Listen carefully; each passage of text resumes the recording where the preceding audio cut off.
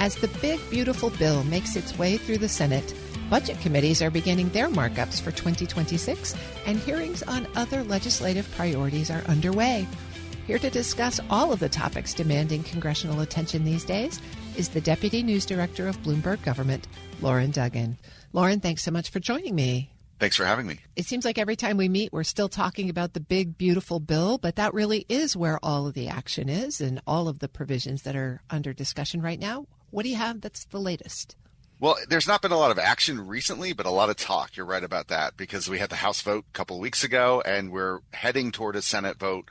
We don't know when and we don't know exactly on what. And that's, I think, where some of the discussion is now. What is the Senate version of this package going to look like? What are the differences from the House, maybe in small ways and in big ways from what was passed? And then trying to get something that can get back through the House and over to Trump is going to be a tall order and where a lot of the energy is focused right now. It seems like there are senators taking interest in different pieces of the bill. Rand Paul's concerned about certain things. Others have different concerns. How's that going to play out? Are they going to take it apart, do you think?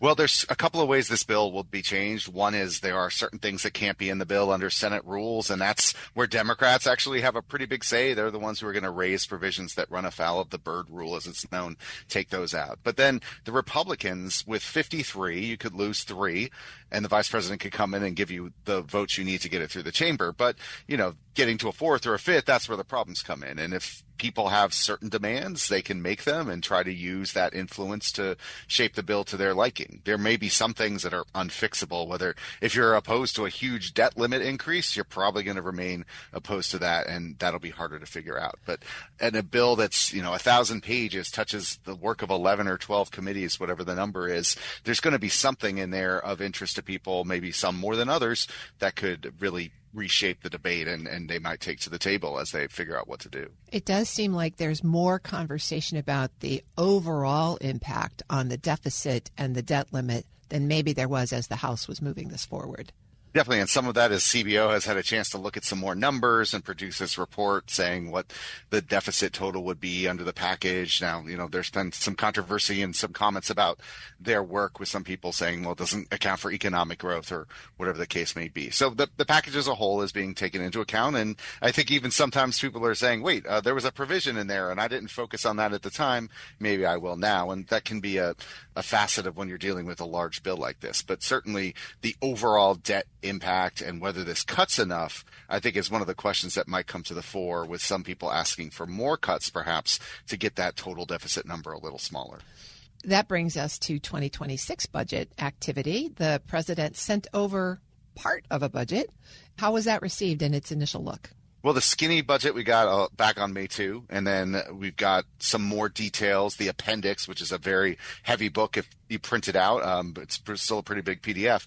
But that has a lot of the line-by-line details for what they want in agencies, and they've been tearing that apart, and that gives them a better opportunity. There still are more documents that they're hoping to see from the Hill. Russ Vought, the head of OMB, said some of them may not come up till reconciliation. We may see more military-related documents coming to the Hill this week as well. So, I think details matter when you're an appropriator, because you are not just looking at the total, you're looking at line by line, and even another document over here that might break things down even further. So those are being torn apart and looked at, and more people coming to the Hill to defend them as well, as we'll see this week. Well, the reconciliation bill and the budget bills are really closely tied together, because OMB is saying, well, we can't give you the market predictions until you pass reconciliation. So we don't know how all of those pieces are going to come around.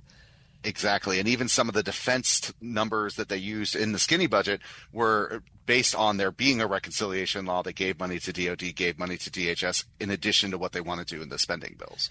Well, speaking of defense, the Army was on the Hill the other day. Secretary Hegseth's going to be on the Hill. That seems an important place to start, but there's some really interesting conversations going on there. Definitely. Secretary Hegseth coming up. It's his first time since he was confirmed. So this will be a chance for lawmakers to ask questions about the decisions he's made, plus what he wants to do in the budget. Could be a lot of different questions asked, and we'll see how that plays out. He'll have General Kane at his side, who's the chairman of the Joint Chiefs of Staff. This is the broadest look they'll take at the DOD. They've talked to the Army, they've talked to the Air Force, but this is the chance to get the secretary in there and talk to him. So that's going to be a big one. I think he's got at least 3 meetings this week, some more coming up as well.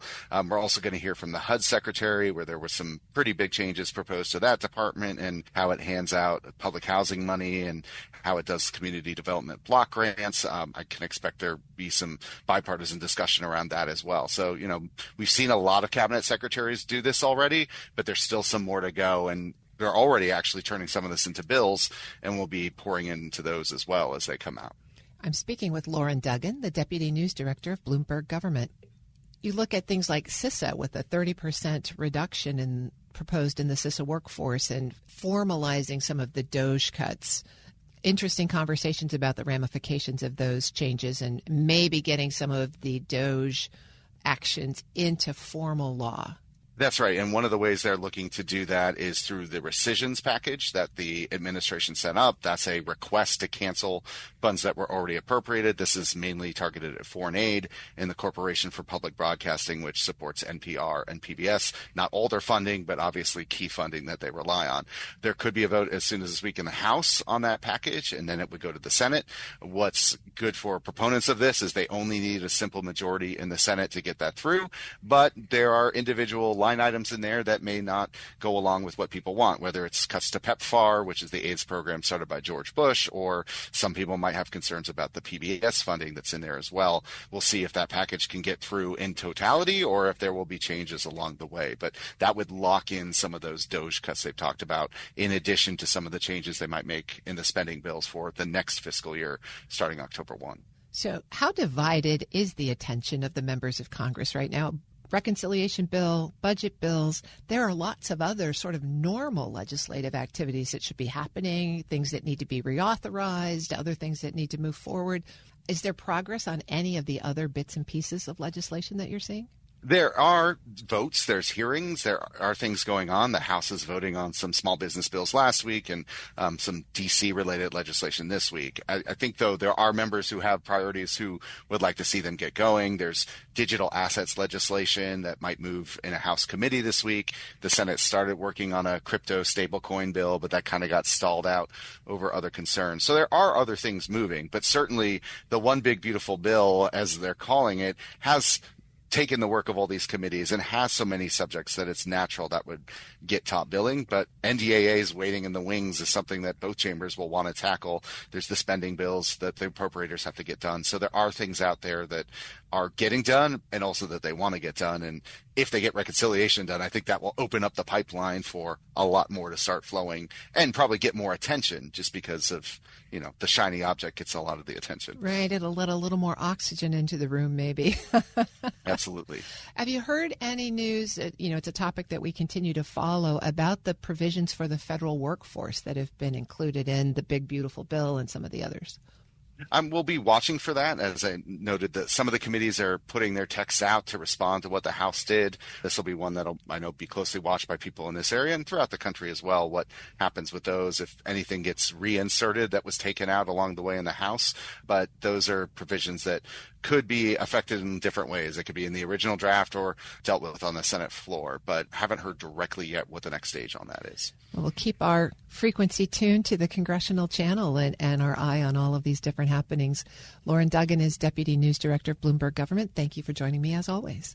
Thank you. We'll post this interview at federalnewsnetwork.com/Federal Drive. Hear the Federal Drive on your schedule. Subscribe wherever you get your podcasts.